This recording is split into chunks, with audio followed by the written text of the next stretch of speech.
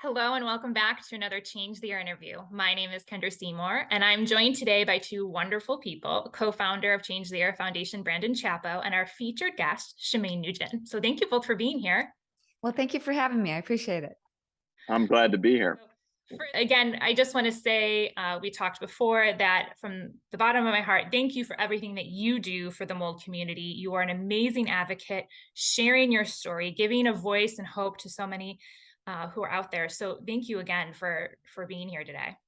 Well, I appreciate that. And it's like what you said previously, that none of us thought we would be in this situation. As a little girl, I wasn't thinking, oh, I want to be the mold lady. Pick me, pick me. It's not, this has taken us all for a detour, and one that was very unwelcome. But I feel like, honestly, God had bigger plans for me and had bigger plans for you guys. And, when this happened to me 20 years ago, I didn't have any help. I heard about Melinda Ballard and heard about this $32 million award that she was given because of faulty building and the insurance company. And then it got cut down to 4 million. But I remember thinking, good, because what is your life worth? What if, and this just happened to me. I was telling you guys that I've been on the road a little bit with my husband, and I don't know how he does it. He's 73 and I'm tired, and I'm not out there for 2 hours every night performing. But on those days where you don't have your health, you have a headache, you have joint pain, you cannot sleep, you have fibromyalgia, you have digestive problems, you have skin rashes, you have allergies, all the symptoms. On those days where you don't feel good, you cannot continue to do God's good work. So I feel blessed by God, honestly, that this happened to me so I could wake up and then help other people. And the unfortunate thing is, you guys know this, is that there isn't a one size fits all fix for remediation or recovery of your home or your health. And we can get into that, I'm sure. But I talk about that a little bit in my documentary. And yes, I just finished my book. It's at the editor now. And fingers crossed I get a good publisher. But yeah, that's the next stage. Congrats. Thank you. Well, for those who may not know, let's start at the beginning. You are a health and fitness guru. When did you notice that things started to change and you finally made that connection between your health and your home? So walk us through that timeline a little bit. I recall this specifically because in my book, which is like a mold 101, it's my personal story. There are so many, you can talk about Stachybotrys mold, which it could go over people's heads. They don't understand that. So what I do in my book is I tell my story. And the opening chapter starts out with my story. I had been Detroit's most physical female. I served on the Michigan Governor's Council for Physical Fitness, Health, and Sports. I owned and operated my own aerobics studio, and I taught 15 high intensity aerobics classes per week. And my son had a day at school where the parents could come in and basically show what they did, from it, being a fireman or a police officer or a school teacher, or me, I'm a fitness instructor. So I offered to teach the whole middle school and all the teachers a class. I had done it by then thousands of times, for sure. I knew what was going on. 10 minutes into my class, I couldn't breathe. And I felt like an elephant was sitting on my chest. And I remember looking at my son going, how's he going to feel when his mom keels over in front of the whole student body? And I made it through the class. I knew something was wrong. It wasn't just, I had been teaching group fitness at that point since 1980. So still a long time prior to that. And I knew it wasn't a pulled muscle. This was something unlike I had never felt before. Made it through the class. And fortunately, Rocco afterwards said, hey, can I go home with Joey? And I went, sure, go ahead. Not wanting to show him what was really going on, and that I didn't even think I could make it for the 3-mile trip home. Once I got home, I literally collapsed. My husband, Ted, rushed me to the emergency room, and doctors couldn't find anything wrong with me. I thought, this is a heart attack. Hands down, I know my body. I'm having a heart attack right now. They're like, nope, we don't see anything. I had to be wheeled out in a wheelchair because I couldn't walk. So that was the beginning of it. I had debilitating migraines to the point where I was popping medication that the side effects were headache, could cause headache. And the number 3 side effect was death. And I was taking, I remember there were a few different, I tried so many different kinds, but one of them, you're only supposed to take 3 a month. I was taking 6 a week. So I knew, I'm like, this is not adding up. I had gone to the world's top headache specialist.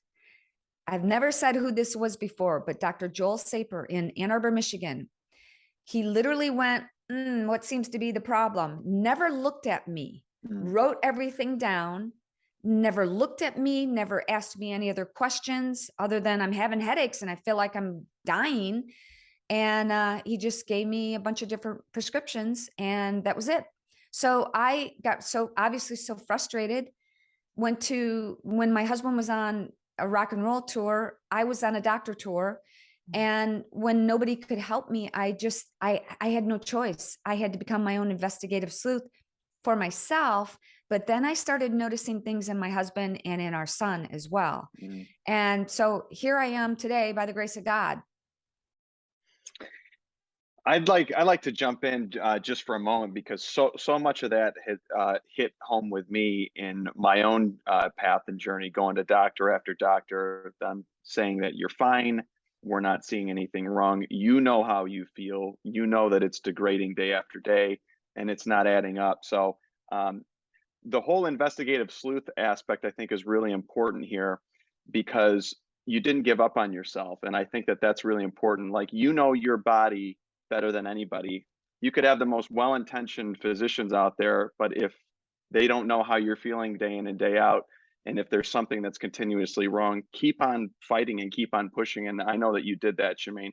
One of the things that the foundation, at Change the Air Foundation, that we're going to be trying to do is bridging the gap between our health and homes and trying to educate practitioners, health organizations, et cetera, about to be able to recognize the symptoms of mold and other toxins in the living environment. And I was curious, how do you think that your path or your journey would have changed, not just for you, but also for Rocco and for Ted, had the physicians had that education earlier on in your journey to try to figure out what was going on? Well, number one, I wouldn't be here talking to you guys. I wouldn't have been an advocate for it. If I could have taken a pill or somebody said, go to a infrared sauna or try this therapy or that therapy and it fixed, I don't think I would be talking about it. I don't think I would have written a book. I wouldn't have done a documentary because there's so much information already out there. There's a lot of great information, a lot of unbelievable books out there already. But for some reason, I just really feel God is pushing me to share my story because my inbox in my, my social media and from friends and family, every day, people are asking me for help still, and they still don't realize that this is such a big problem. And in fact, here's a perfect story. So I'm on the road with Ted and we're in a different city every day. And he is in a backstage area where there's a little dressing room. I would say, I'm looking at my room, like maybe, I don't know, 15 by 15, nothing huge. But every day they roll his wardrobe case, which was whatever he's going to wear on stage and some other things. And they put it in the spot. They put a chair for him there. So, and he's where there's a shower. So after the show, he can take a shower, change, all that stuff. So I walk into the backstage area and his chair is sitting directly beneath a vent. I look up on the ceiling. It was all black. And I'm thinking, I don't want to be the worry wart. I don't want to, should I say something? Right. Should I not say something? Then I'm thinking, he's going to go and play a 2-hour concert, going to go sit in that chair and be breathing in even more. And I'm like, I got to say something. I just went, honey, I go, you can't look up. You can't stay here. So he's like, you're right. thank goodness he believes me, because I know there are couples where one person in the home gets sick. We know because of pre-existing conditions and because of genetics, or because of their exposure, the time that they've been exposed to toxic mold. They might get more sick than the other.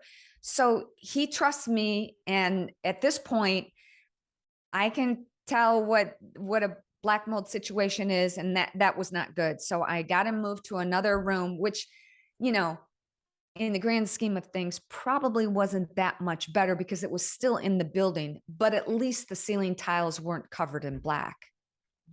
Yeah, that is one of those things. I think once you go through this experience, you see it more places than you want to admit, right? Schools or the grocery store, or it's hard not to everywhere. To overlook some of these things. You alluded to something earlier. I wonder if you can expand upon it, that we see every day. People living in the same home, yet varying symptoms. So they tend not to think environment as a contributing factor, because they think, well, we would all be sick or we'd all have the same symptoms. And as we all know, that's not the case with mold exposure. Can you tell us a little bit? You know, you obviously were getting the brunt of it. And I've heard you talk before you were home. What happened next in your story? Well, I want to address your problem about the two people, or the point that you brought up about the two people in the same home, or three people. Sure. No offense to you, Brandon, but I think that women are more, especially moms, we have this seventh sense, which is instinct. And a lot of guys out there probably do too. But we also tend to make excuses. Some of the doctors that I went to said, well, you're just stressed. Of course I'm stressed, but who isn't stressed? My body was made to be, I think because I was an athlete, like I was a 2-time state champion swimmer. I used to race motocross. I knew that my body could withstand that physical stress. And I knew just because I was 30 or 40, like I shouldn't be feeling this badly. Like there's something else going on. But so that's one issue. Maybe it's not the women thing. I don't know, Brandon, did you feel that too? Or did it take you a while to come out about toxic mold? No, I mean, I definitely felt a significant change as soon as my first symptoms started to hit. And of course, I was 30 at the time, and I should have been in some of the best shape of my life. And previous to having lived in that environment, I did feel really good. So I just knew that something was wrong immediately. And there wasn't enough people that were living in the same building as me for as long as I did to be able to have those effects. And I think just my makeup and my exposure, it just overflowed the bucket. And, the other thing here that I'd like to bring up too is, speaking about, especially with what we just went through with the pandemic, how many people were having to force to be working from home 24/7. At the time, I was working from home 24/7, which only exacerbated this. So I just have a feeling that so many more people are being affected by this than they even realize, especially now that we're moving into a kind of a hybrid workforce and schedule society. Yeah. Go ahead. Oh no, I say you are spot on, at least for me, about the mom gut, right? That is when things change, especially when it comes to our children, right? It's one thing for me to go through something, but watching them, you'll move mountains to help your children. And when you're not getting answers, you keep searching. And for our story, that's kind of what happened. And it was because of my kids that I was like, well, I can't give up. I'm their mom. I won't. Yeah. The unfortunate issue that affects us all so much is two things. We second guess ourselves and we make excuses. Yeah, you're right. I have this big project due and I didn't get any sleep. And that's probably, you're right. It's probably on my mind. I couldn't sleep, or whatever. It's hay fever or something else. Or, I went to have some kind of Chinese food and it had MSG in it, or something else. We make excuses for. That's a big issue. But then also, getting back to being different people getting affected in the same household. What we found in our house that was on MTV Cribs, the mold, basically the builder didn't install the flashing properly, which I'm going to tell you guys, this is not the first time I've talked about this recently. And it's been out there. We didn't want to have to do this, but this house that I'm in right now, we just built 2 years ago. And I'll give you one guess as to what the builder didn't do. Flashing. Install the flashing Wow. properly. Yeah. Even though that was our number one thing, dude, I almost died from toxic mold. Make sure you, and here's what the builder did or didn't do right 20 years ago. Make sure you do this right. We had to take out 18 inches of rock around our house, all around the windows. I mean, it's just, to say that it's been a nightmare is, you know, a total understatement. So I forgot, I kind of went off on a tangent. I'm sorry. No, you were talking about different symptoms. Like there was a turning point for you, because I know in your documentary, you talk about, you actually had your house tested for mold. And I believe it came up, oh, you're fine, right? Right. So we had the house tested. Well, the turning point was we went to London, out of all places, rainy, wet. Right. We slept like babies. I'm like, what? We go home and we couldn't sleep. Yeah. And so that was a trigger. And we had the house tested. Granted, again, 20 years ago, nobody was talking about mold. And we lived at the time in a very small community of 700 people, mostly farmers. So the doctors there really focused on, you know, cuts and broken bones and things like that. Nobody had the capacity to even know what we were talking about. Right. Mold, what, you know, it was one of those things. So that was a big issue. And let alone somebody testing and recognizing, oh, still to this day, I'll never forget a guy in Ted's on his crew in his dressing room when I talked about the mold on the ceiling. He started brushing it off. I'm like, dude, what are you doing? Stop. Yeah.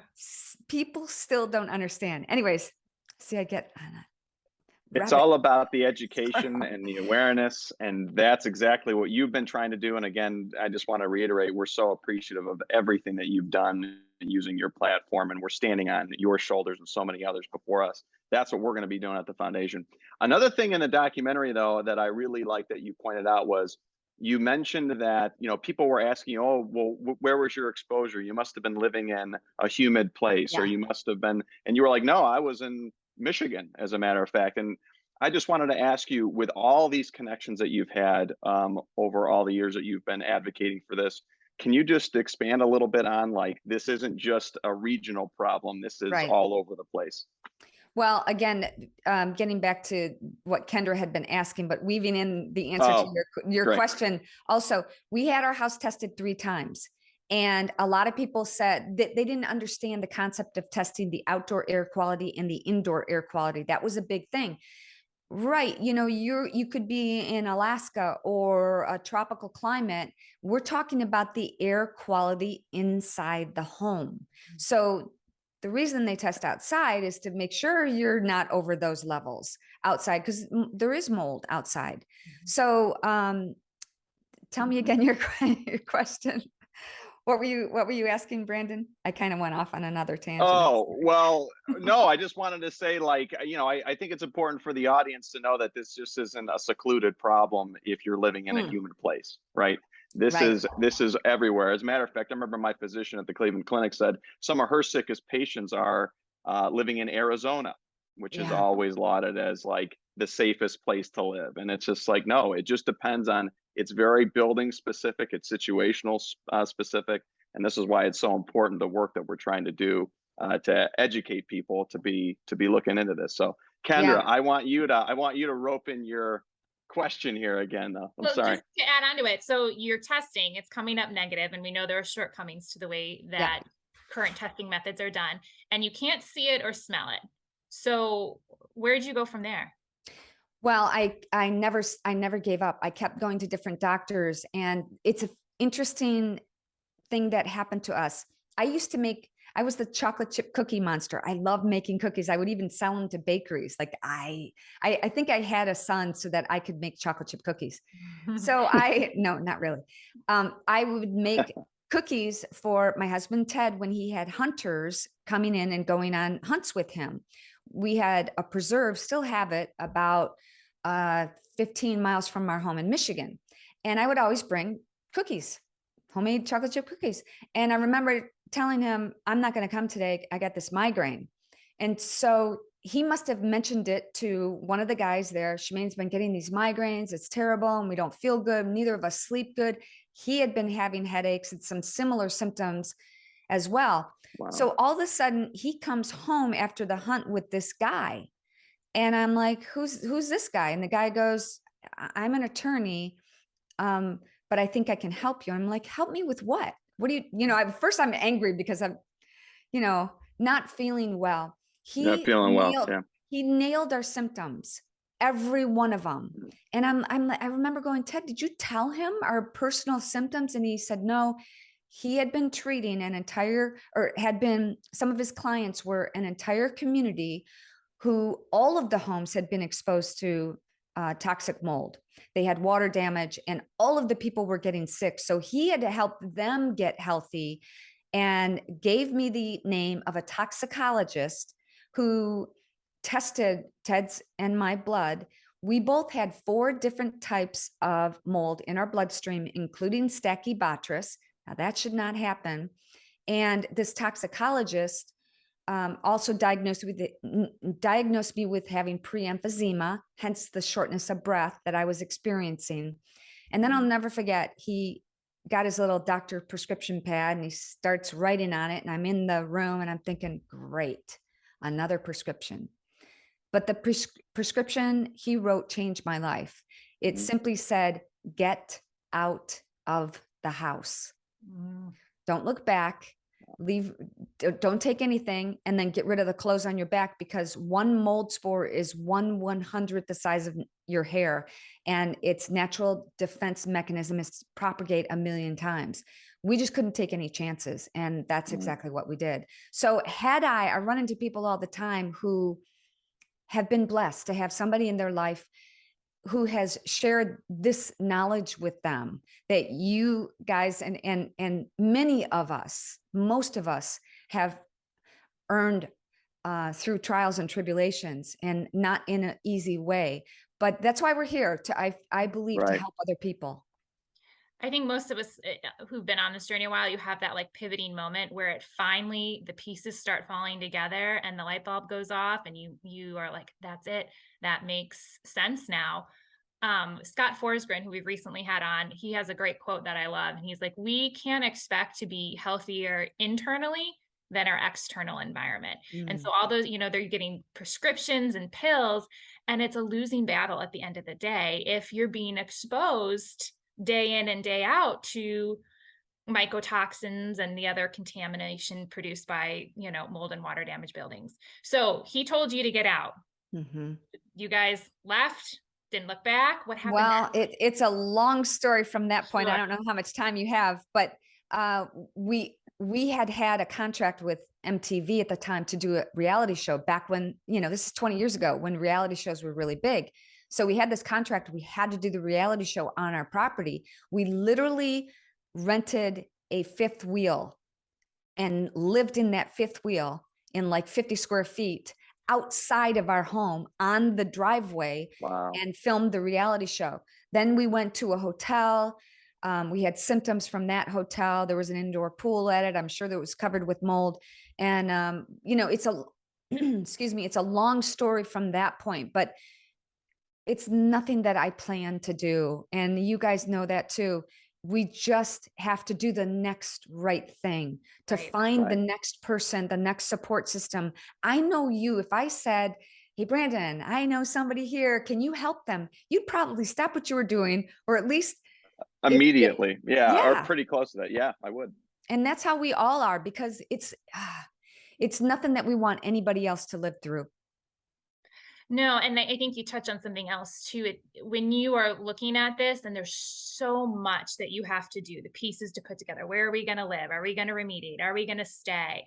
How is this going to work with kids? And it becomes so overwhelming that sometimes people shut down. And I like to call it analysis paralysis, where there's so many choices or you're overwhelmed with information. that you're so scared of making the wrong choice that you make no choice. And in and of itself, that's a choice. And so Yes. sometimes to get unstuck, your focus is what is just the next step in front of me that I have to do. And the next step after that to making those changes to a healthier environment. Yeah. And unfortunately, we all know too well that it's very expensive Yeah. to go through this. Most of the time, 99.9999% of the time, insurance is not going to cover what needs to be done. And that is why you guys are here, why I'm so glad to partner with you guys and to spread this message, because we need to change the insurance companies. We need to change the building system. You know, they barely touch on mold as contractors. If you go to become a licensed builder, what do you have? Maybe a 30-minute seminar that you have to go to. Maybe. I mean, there's no requirements, there's no regulations, and even don't get me started about military housing. Sure. Yeah. It's just a Yeah. shame. It's, you know, all around, it's a shame. So God bless you for what you're doing. And you know, I'm ready, willing, and able to help assist you in any way that I can. Well, thank you. That means so much to us. I mean, you've touched on things that we talk about all the time. This really is a Yeah. multifaceted problem that's going to take all of us to kind of tackle on, different avenues. I love the hope that you're offering people, right? You're obviously feeling better. If you could give advice to someone who's sitting there today, maybe at the start of this, like what would you tell them? This is I have a whole chapter on in my book dedicated to hope, because I have seen, like you have, too many people just give up. Too many people Yeah. just say, I can't afford to move. Too many people say, I can't lose my job. Guess what? There is nothing more important than your health. Nothing. And if this continues, whatever situation, it will get to the point where you have to move, or you have no choice, but you're on your deathbed. I remember my husband got his knees replaced, but before he did, I remember asking, we went to the doctor who's about to do the surgery. And I said, well, how do we know for sure that Ted needs to have his knees replaced? And he said, oh, you'll come to me. So I think about that. It's not, your situation is not going to improve unless you make changes. And if you're okay, Right. like you said, if you're okay with that, then only you can figure out what your next step is. For me, I had to get out of there. I had to I saw how sick my son was getting. He was on breathing treatments. My husband and I had so many symptoms. And I had to take matters into my own hands and go, look, I gotta be the one who is taking charge of this. And it might be somebody who's watching. So my message to you is, do not give up hope. God has big plans for you, and you could be where I am right now. If you're not feeling well, there is hope. There are so many more resources that you have available to you now than I had. And I'm living proof that the human body has an amazing ability to heal, and God's got plans for you. Maybe you can help somebody else on this same journey. Oh God, I love that so I much. love that. Yeah. And I cannot wait for your book to come out. I will definitely be watching it. But people today can watch your documentary. Can you tell us how we can find that and tell us a little bit about that? Yes, it's at killerhouse.org. There is a trailer called, it's called Killer House. It's a 3-minute trailer you can watch for free. And I think the documentary is like $2.99 or something like that to watch it. And yeah, I've got big plans for that too. I'd love to do a show, and I'm in discussions with some people about doing, the number one thing they said, well, how do you make a TV show out of this topic? Because it's so depressing. You're right. It is. But the hope and the Yeah. transformation, I got to tell you, this changed me in more ways than just my physical health. And I can continue at 60. I just turned 60. I can continue to teach Zumba fitness classes, but my spirit changed. My mentality changed I used to say, I'm just very sensitive, and, I have a chemical sensitivity. And I remember going into this building, and it was, they had the Glade plugins and all that. And I'm like, oh, I don't whimper anymore. Now I say, God gave me the gift of discernment and I'm going to use it. Yeah, and I can just say, just from the journey that I've been on personally, just the empathy that's learned along the way, just some of the most amazing, incredible people I've ever met in my life have been in this. They want to help, they're passionate, they care, and so many and enlightening lessons have been learned from this. I'm completely agree with you, Shemane. So just thank you for everything that you've done and continue to do. We're so happy to partner with you on that. Well, I'm so glad because I'm glad to be able to partner with you. My audience might be completely different from your audience. So the more people we can reach, the better. And, there's a lot going on in this world. And you're right, Brandon, when you were talking about people staying at home more. Yeah. And you look at, I went to a chiropractor and they had me fill all this paperwork out, new chiropractor. And they're like, are you depressed? Well, when I don't feel good, that's depressing. Right. You know what I mean? So when you stay home and all of these symptoms start and you start to not feel well, yeah, that could make you depressed. So suicides have been on the rise and we've got to fix our homes. We got to fix the air quality in our homes so that we can be healthy, be happy. And there's a quote by C.S. Lewis I want to read for you if that's okay. Absolutely. Sure. Don't shine so others can see you. Shine so that through you others can see him. And that's the look I'm going for.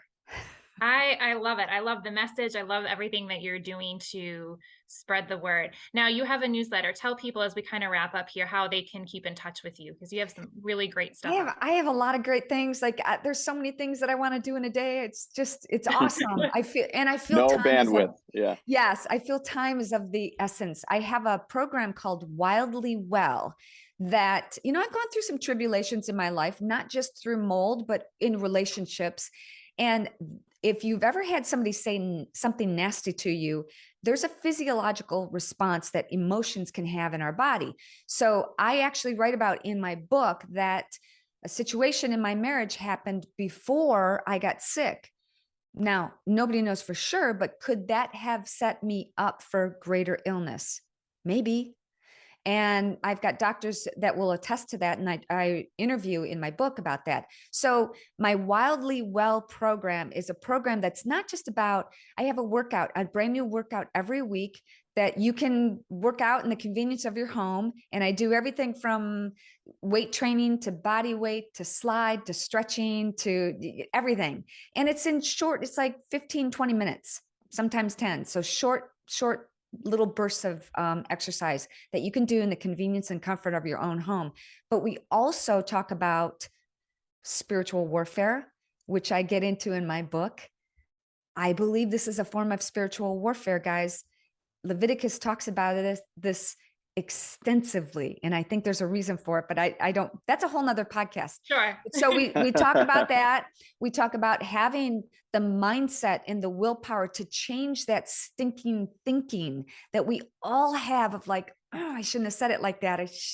Why didn't I do, we all go through those things from time to time that get us down, and we've got to just flip the switch and start over. So, and every once a week, I do a live Zoom call just like this with everybody in the community. So we can celebrate each other's wins and then comfort them in their losses. So that's at my website. You can find out more information about that at ShemaneNugent.rocks, ROCKS. And you can click on the tab that says Wildly Well, because we want to be wildly well. Absolutely. So for everyone listening, definitely check that out. Also head on over to changetheairfoundation.org. If you haven't been to our website, we're going to be building out some amazing resources on how you can take those first steps in getting started with your home or maybe where you work so that you feel empowered when making those choices for you and your loved ones. Shemane, thank you so much for being here today. And thank you so much for having me. We'll have to have you back. Thank you, Shemane. And I have a podcast. I do a lot of interviews about mold. Brandon's been on it before. So Toxic Mold in my podcast, available on iTunes and also Podbean. Just look for my name, Shemane. Definitely check those out. I've heard them. They're great. You're going to get a ton of great information. We'll see you guys next time. Thanks so much.